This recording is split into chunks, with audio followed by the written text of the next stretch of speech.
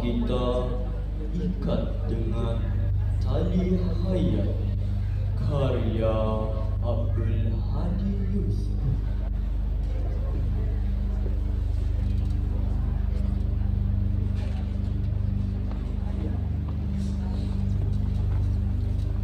Selagi ada nafas, kita benteng dengan waras.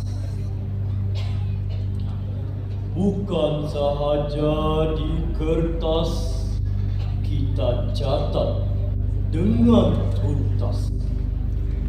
Atas nama peradaban sebuah negara bangsa, mari kita lestarikan tanpa ada setitik sisa noda.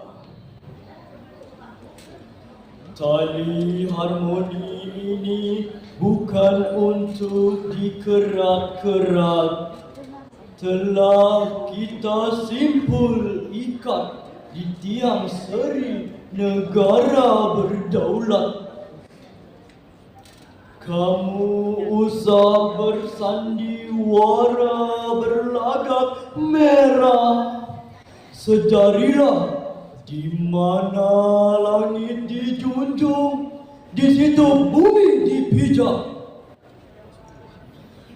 Ini ikrar keramat telah kita sambung ke tali hayat, sehingga segala hasrat muafakat tidak tersekat. Sudah kita kenal angkara siapa memegang jerat. Kita miliki khazanah sejarah negara selaut dakwat. Jika sekilas hasrat, niat tanpa ikhlas, maka telunjuk lurus, kelingking pula berhias. Untuk apa duduk di atas kerusi kebenaran jika dada masih lagi tidak ingin dilapangkan?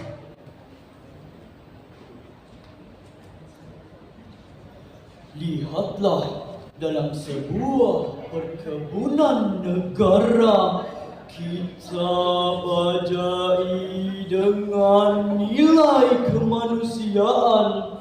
Setelah kita sedari titis manis tidak selamanya madu kasih. Untuk apa kita cuma dapat segantang, sedangkan beribu cupak telah terbuang.